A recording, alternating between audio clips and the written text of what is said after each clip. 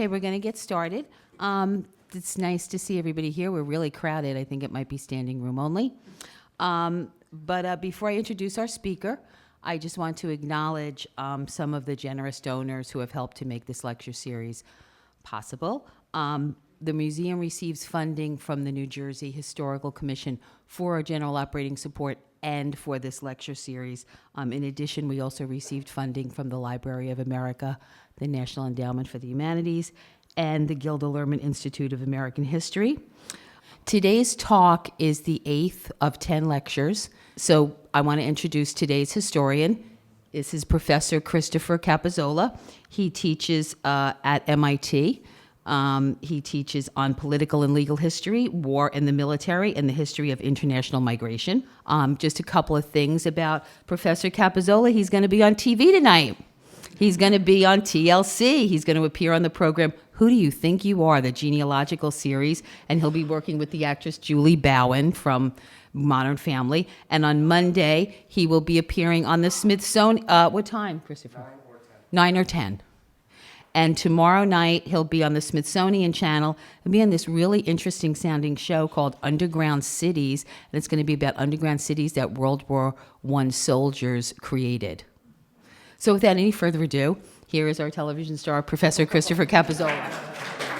All right, well, thanks for that introduction and also for doing this lecture series and really bringing out the history of Hoboken in the First World War. This is one of the most important places in the United States during those critical years.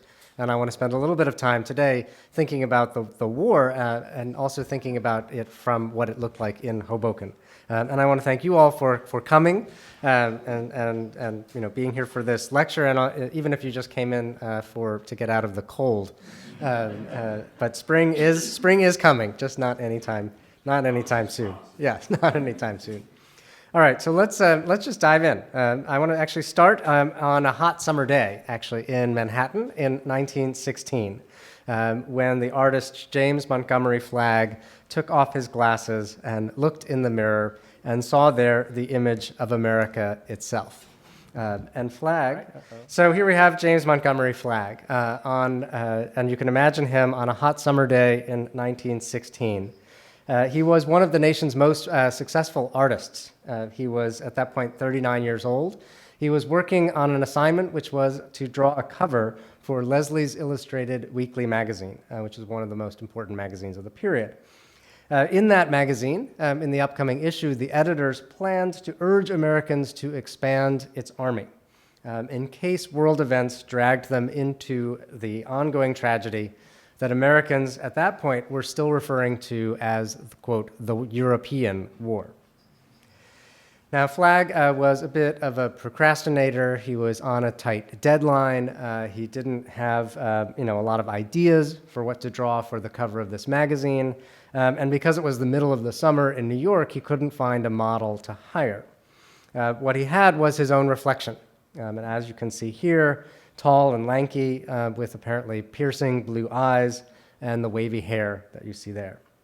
Now, in all likelihood, he also somewhere had a poster, this British military recruiting poster, designed by Alfred Leete in 1914.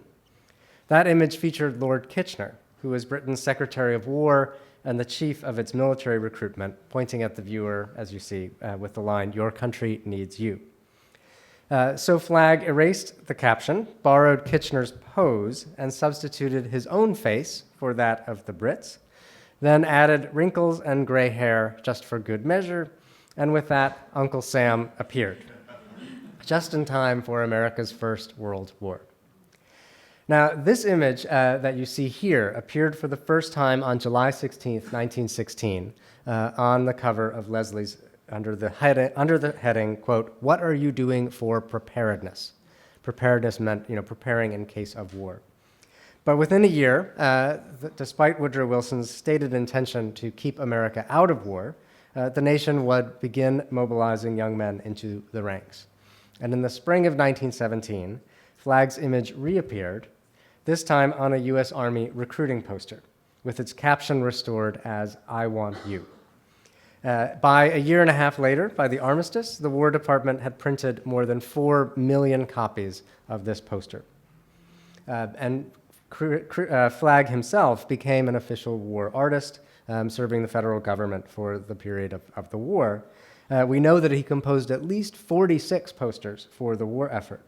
But what's interesting is that of all of them, this is the one that we remember. I Want You has been the most enduring image, not only of the First World War, one of the most iconic images of American politics, and I would suggest even one of the most familiar representations of America itself. This image is known to almost every person on the planet in the 20th and 21st centuries. So the question then is why? Right? What is it about this image that people have found appealing then and appealing since?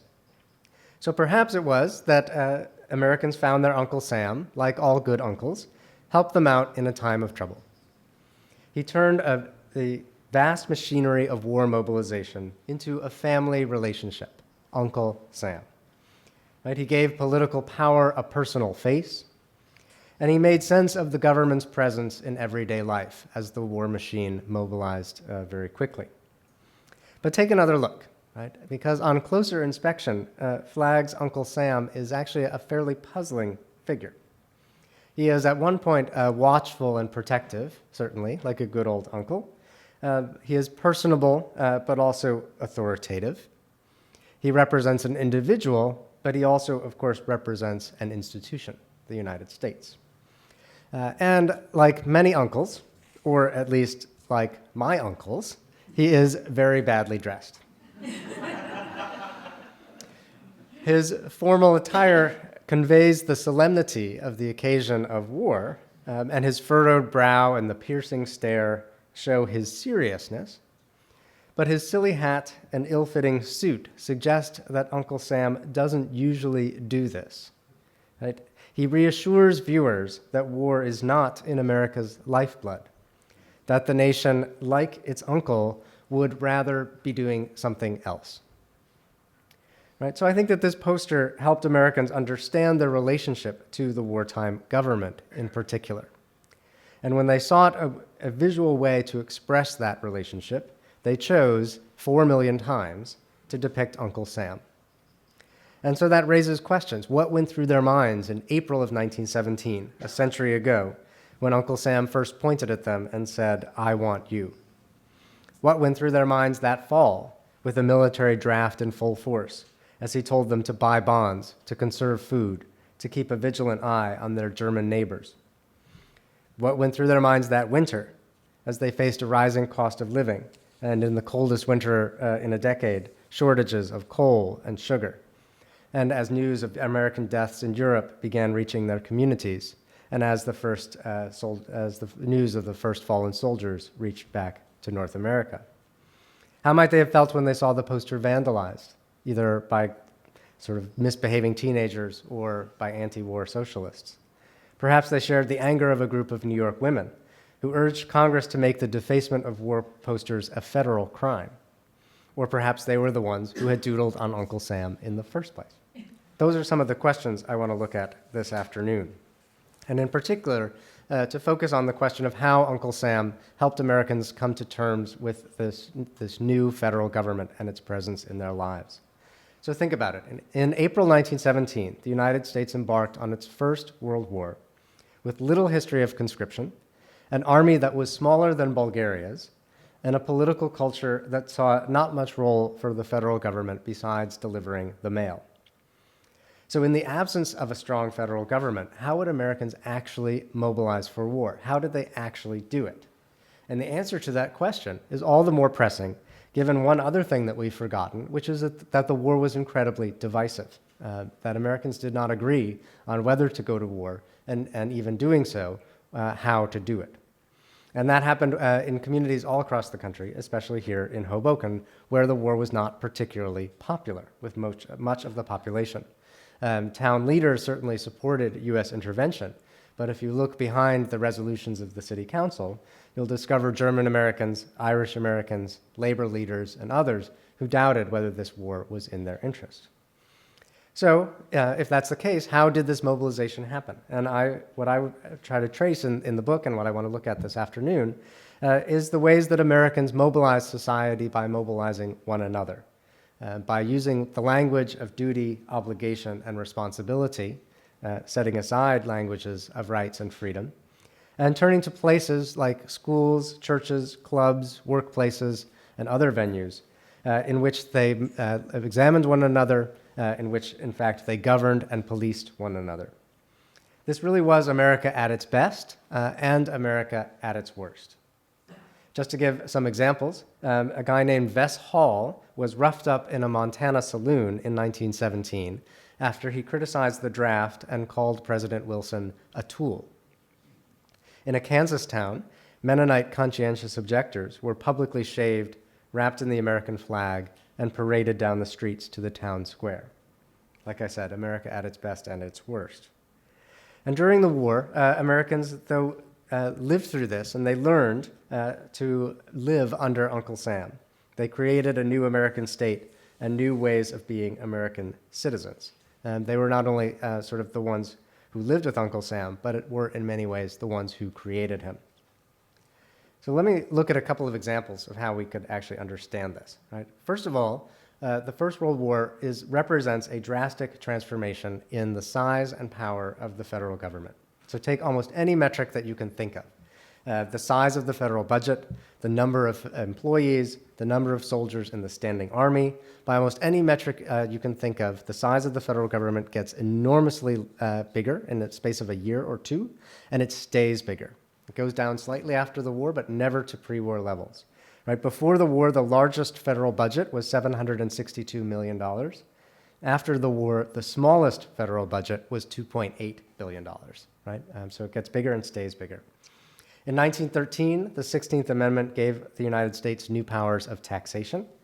And the 17th Amendment sought the direct election of senators. This was a reform introduced in order to keep the United States Senate from becoming a millionaires' club.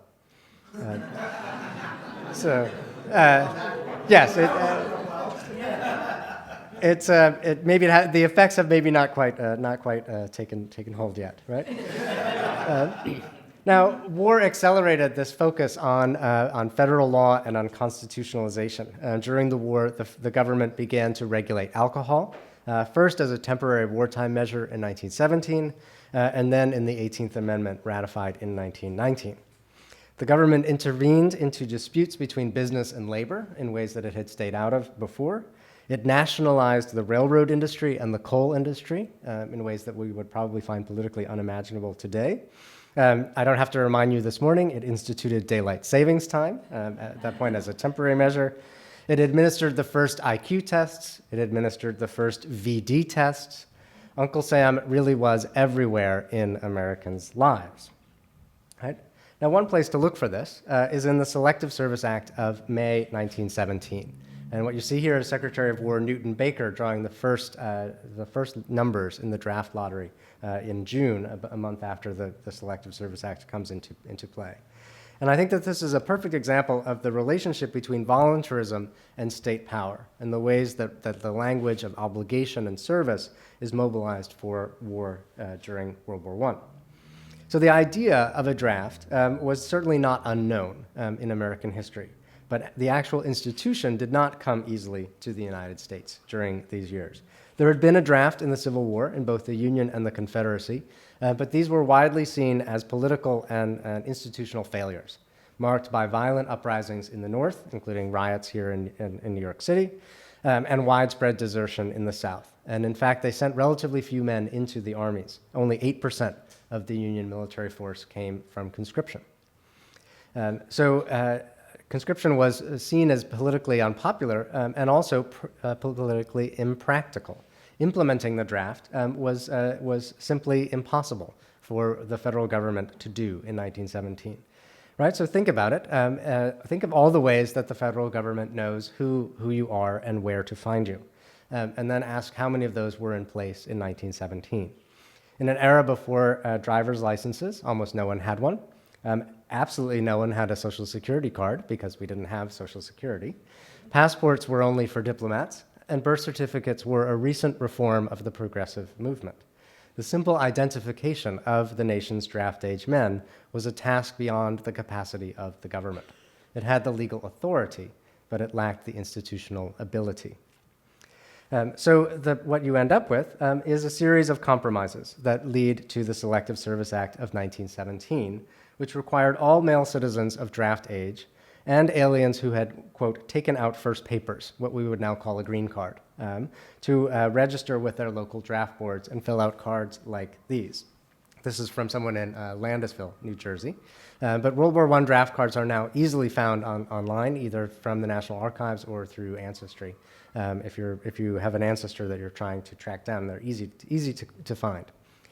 Now, everyone had to register. The registration was universal, but the actual service was selective, right? That's what selective service means, that the government would do the selecting. A man's health, his engagement in the useful war industry, his obligations to dependent family members, all of these determined whether he would stay at home or end up in uniform. And volunteerism played an important part in this spirit of selective service, right? That the draft was cast as a volunteer service to the state, right? That you would be doing simply by registering. And then the state would do the selecting based on principles of efficiency and war need. And this gives the draft an era of consent and of volunteerism. And that's how we end up with one of the most puzzling statements ever made during the First World War, which is from President Woodrow Wilson, who described the Selective Service Act as, in no sense, a conscription of the unwilling. It is a selection from a nation which has volunteered in mass, which would have been a bit of a surprise to any of the unwilling people who were being conscripted at that time. Now, of course, most of the 24 million men who registered under the Selective Service Act between May of 17 and the war's end did so voluntarily. And many of them then went, if they registered from here, most of them would have ended up passing through Camp Dix in central New Jersey, some through Yaphank, which is out on Long Island, and most of them registered enthusiastically and without dissent. Others, however, were reluctant to let the state make such coercive claims. Nationwide, about 64,000 men registered as conscientious objectors, a legal category that appears for the first time during the First World War, and either refused to participate in the war effort at all or sought alternative service in non-combat roles. But a far larger number, perhaps as many as 350,000 men, dodged the draft altogether and became, in the slang of the period, slackers. Right, which is what the slang term for a draft dodger was in 1917. And the slackers became figures of great controversy, and ordinary Americans mobilized in order to ensure that there were no slackers in their communities. And this was not a top-down project of the state coming out of Washington. This was a bottom-up project coming from communities all across the country. And local conflicts over power and civic obligation were part of and parcel of this story, right? And the power of next-door neighbors in the building of the American state is on view here. So some of the most interesting sources that I found during the research that I did were letters that ordinary people wrote to the Selective Service headquarters in Washington, in which they were alleging slackerism or disloyalty or something on the part of neighbors or colleagues and even family members. So Edna Shaw, a woman from St. Louis, Missouri, wrote to draft officials to turn in her friend Otto Schlaflitzel. I wouldn't say anything about it, she wrote, only he is so disloyal for being 24 years of age and single. He is hurting my feelings when he talks about the country, because I have brothers in service, and I will almost think if I only had a gun, I would kill him. Now, Emma Wolschendorf of East Bridgewater, Massachusetts, wrote to the draft board in May 1918, asking them to draft her husband. Quote, he is not a good father to his 2 little babies, and therefore I want our great Uncle Sam to take care of him. Right? And so it's on the one hand, it's a very funny letter to read, right? But if you think twice, think about how someone is probably a very powerless woman, right? Probably a single mom, right? Is figuring out how she can move the levers of power in Washington to make a difference in her life and in her family, right? So this is Americans sort of learning what it's like to live under a powerful federal government. Now, some of the efforts that supported draft registration and draft enforcement were actually very personal and located in communities. So, for example, parents often were encouraged to accompany their children to draft registration centers, where both parents and children received registration buttons that they were encouraged to wear prominently on their lapels. Right? And sort of lapel button wearing as a phenomenon emerges during the First World War. The wartime draft also attached the nation state to the bodies of draft-age men in the form of the draft card. This is the first mass state-issued identity document in U.S. history. Right? And men were legally bound to carry these cards at all time and to show them upon request. Churches read out the names of members of their congregations who had registered for the draft, a process which was ostensibly aimed at honoring the registrants, but which of course also acted to ensure compliance in the pews. And local newspapers were also involved. So one very interesting newspaper article I found was from the small town of Moosup, Connecticut, where the newspaper listed the names of men who were expected to appear on a particular day for induction into the Army.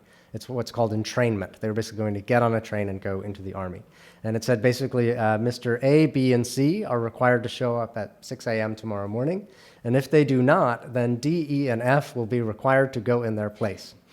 Right? And so you can imagine D, E, and F suddenly had a great interest in making sure that A, B, and C got out of bed and got to the train station that morning. Right?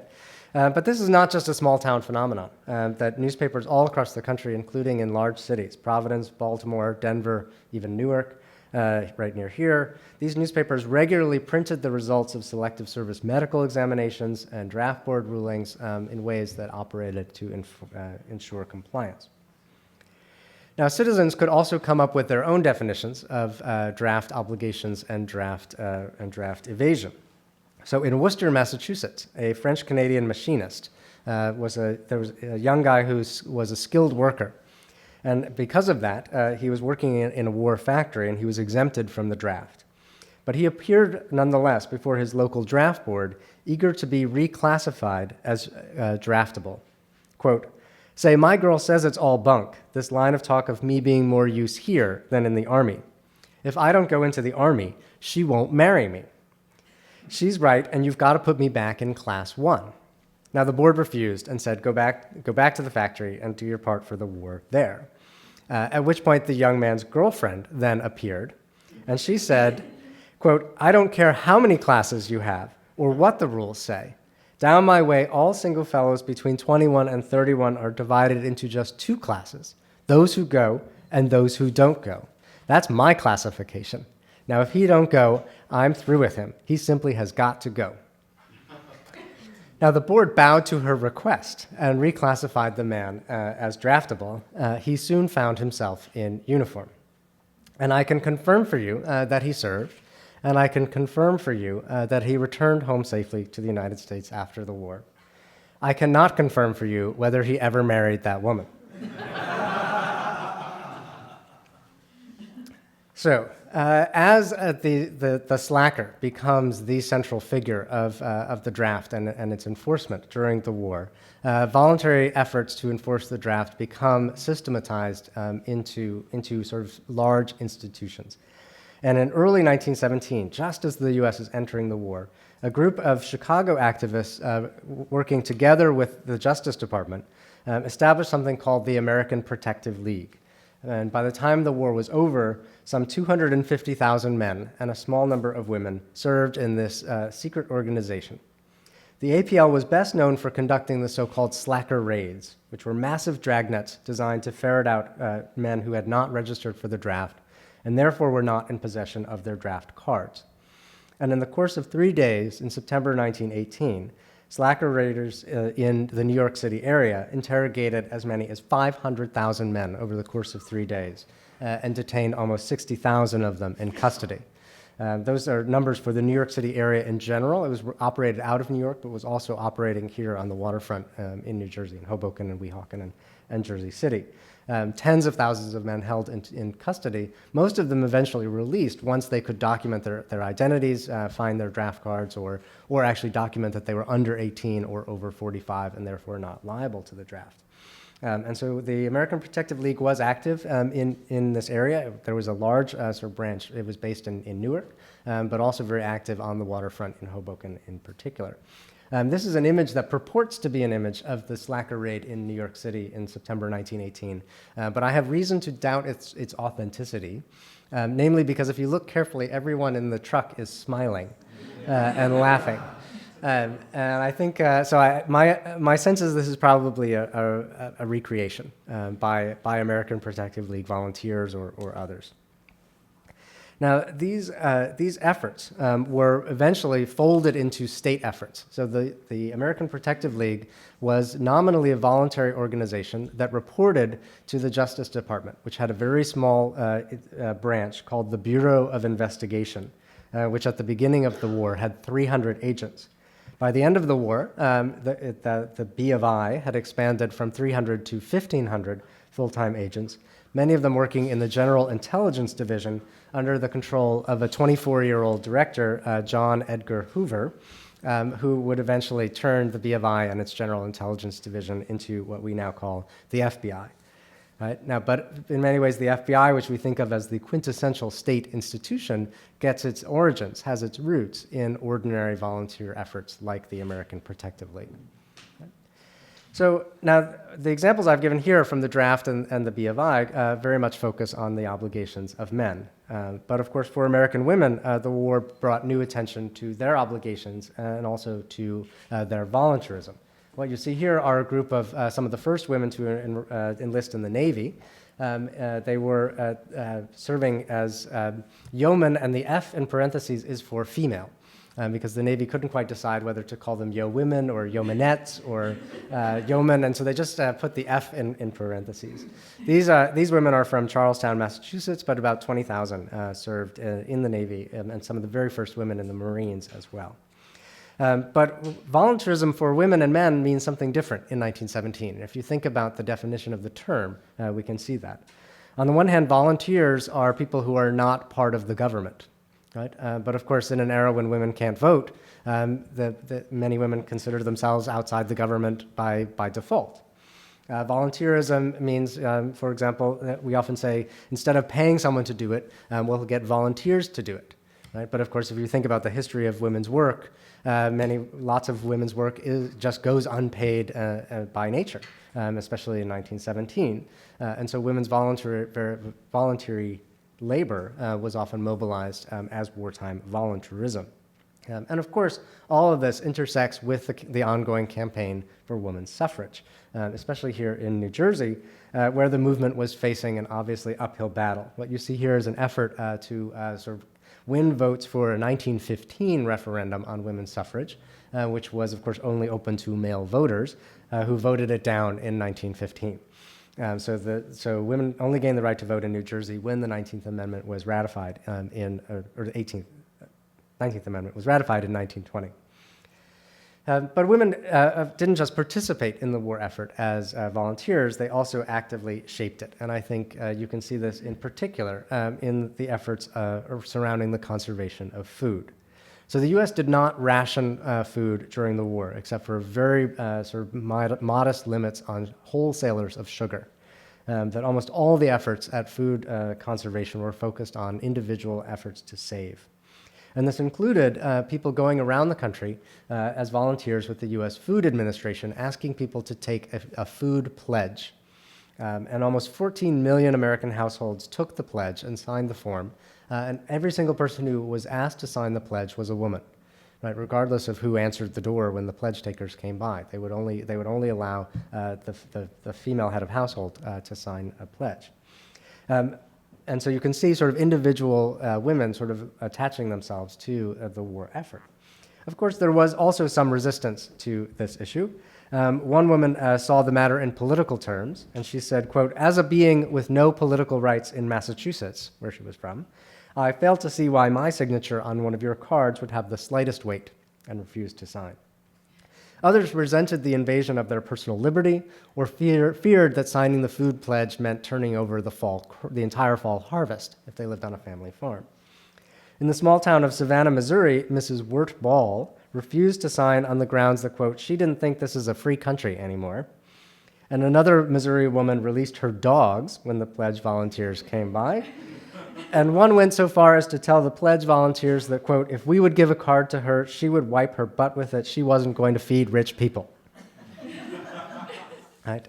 So food is just another example of some of the ways that Americans are figuring out how to live with Uncle Sam. Another comes with managing the question of how America will handle its outsiders, its un-Americans, its immigrants, its aliens. The First World War is a real test for this. A crisis of citizenship, not only in the formal sense of who is or isn't a citizen, but also in the more sort of abstract sense of who is part of the nation, who belongs, who is one of us. And there were many people who struggled with this boundary at a time when immigration from Europe is at its peak, at a time when Asian immigrants are barred from naturalization, at a time when only a third of Native Americans are in fact citizens of the United States, and military service transforms the citizenship status of those groups. Others find themselves as outsiders in a more abstract sense. The biggest targets are sort of pacifists, socialists, labor radicals, of whom you can find plenty in New Jersey in 1917. Here you have an expose put together by a group called the American Union Against Militarism, which is a forerunner of the American Civil Liberties Union. And it's an expose trying to keep military training and what we would now call ROTC from being instituted in the state's high schools and colleges. And groups like this faced surveillance and repression over the course of the war. But the place where I would like to sort of look at this in detail is right here in Hoboken at St. Matthew's German Lutheran Church, as it was called then. It's now St. Matthew's Trinity Church, not far from here at all. And this is what the sanctuary looked like on April 6th of 1917, a Sunday morning, when about 500 congregants of the church shuffled into their pews for Good Friday services. Right, so imagine Good Friday morning. Imagine entering St. Matthew's German Lutheran Church right here.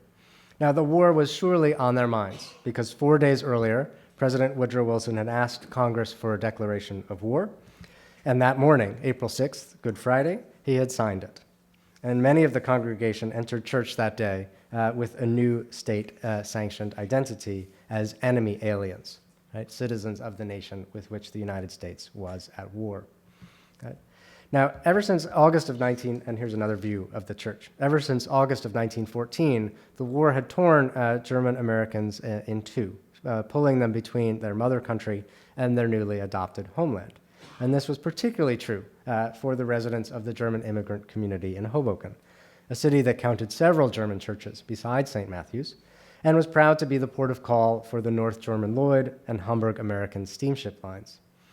The ethnic assertions of Hoboken's Germans, about 10,000 of the city's 70,000 residents at that point had been born in Germany, extended to the sale of German war bonds, which were sold at the Stenick Trust Bank on River Street. And certainly this was drawing attention and raising eyebrows even before the U.S. formally entered the war. And of course was accelerated by episodes of espionage and sabotage around the country, but in particular the Black Tom explosion nearby on July 30th of 1916. So German espionage and subversion was not entirely a figment of the American imagination, although that imagination did sometimes get carried away. And as the war neared, few Americans saw much need to make such fine distinction. Now, whatever preaching the German congregants expected from their minister that morning, the real sermon on their minds was President Woodrow Wilson's proclamation of war.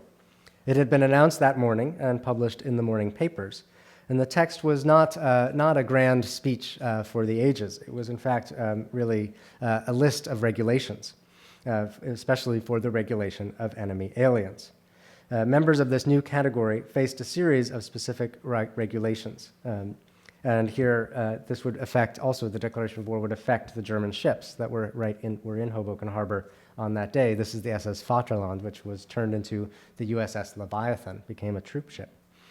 Enemy aliens were liable to be apprehended, restrained, secured, and removed, in the language of the law. They would be required to surrender any firearms, weapons, or implements of war, and that included the newly popular wireless radios.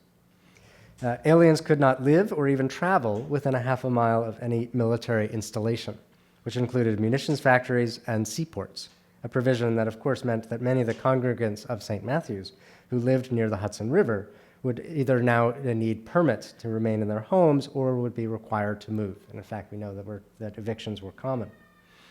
Aliens could not print any attack on the government of the United States. Their property could be seized and they could be deported. Now, in Wilson's words, they might have heard a call for tolerance, but not very much of it.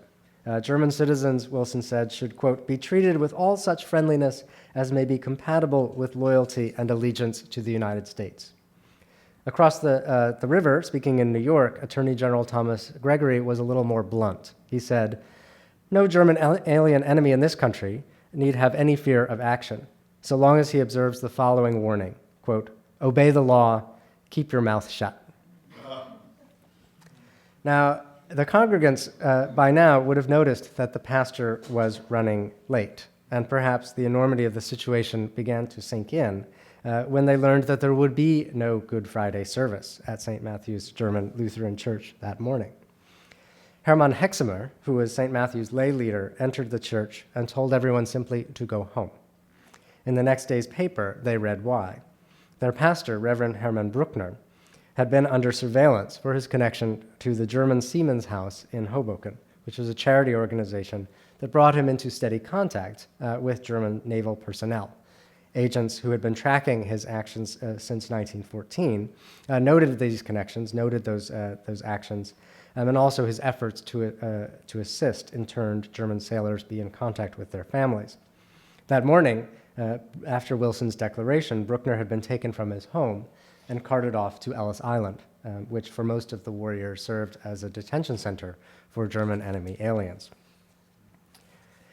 So this is a national story, but it's a particularly poignant one here in Hoboken, right, where the United States government and American people more generally placed Germans under official and unofficial surveillance. And some 6,000 German citizens were eventually interned over the course of the war. All right, so let's move on to the Armistice.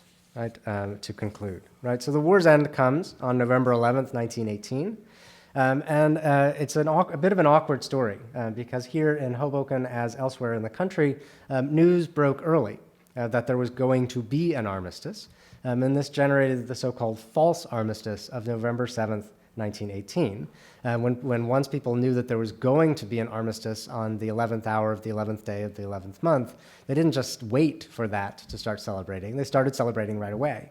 And people were running around in the streets and having festive parades and so forth, and then we're told, you know, you've got to go back to work, go back to school, we'll have the armistice next week. So they did, and everyone went back to work for about 4 more days, and then they celebrated again. My favorite version of the story of how the armistice came is from Joplin, Missouri, where the news came in the middle of the night by a telephone. And the night operator, a woman named Willa Clopton, got the news at 2:50 a.m., and she was so excited that she just started calling every name in the city phone book to let people know that the war was over. Right, so festivities broke out across the city here, across the state in general. What you see here is eventually a parade of the American Red Cross in Newark. I couldn't find a good picture from Hoboken. I'm sure they're in the collection here. But there was not always time for celebration because, in fact, much of the festivity was dampened by the disruptions of the influenza epidemic of 1918. In fact, for the entire month of October of 1918, public gatherings in all cities in northern New Jersey were completely forbidden, including the movies. It first reached the United States in September of 1918 as soldiers who came down with the flu began to die at alarming rates. The first case in this state was at Camp Dix. What you see here are soldiers being encouraged to gargle in order to prevent them from getting the flu. I'm not sure that was an effective remedy. But by early 1919, nationwide, over 600,000 people had died of influenza nationwide, including 4,400 here in New Jersey. Now, let me just end this afternoon with one person who is not in most history books. He's not in mine. He's wasn't certainly well known at the time. A guy named Frank Woodruff Buckles. He was born in Bethany, Missouri, in 1901. and he volunteered for service in 1916 at the age of 15 years old, at a time when the United States had not even entered the war. So he was basically turned away by the Army, because the U.S. wasn't even in the war. He was too young. He was told by a recruiter that, quote, the ambulance service is the quickest way to get to France. So he joined an international ambulance unit that served the British and French armies, and then transferred from that to the U.S. Army Ambulance Corps. Buckles did some of the war's dirtiest and surely some of its most disheartening work. He was specially trained in something called trench casualty retrieval, which meant that he carried wounded men out of the muck and filth of the trenches to the makeshift hospitals set up behind enemy lines. Buckles, unlike many of those men, survived the war, and at the war's end he returned home, along with 1.3 million men and about 20,000 women who had served the United States abroad. And he returned home, and he stayed home for a long time. And in fact, he died only in February 2011 at his family's farm near Charlestown, West Virginia. He was 110 years old, and he was the last surviving veteran from the First World War from any of the warring nations. With him passed the final living memories of the men and women at whom Uncle Sam first pointed and announced in those memorable words, "I want you." The task of remembrance now rests with us. Thank you.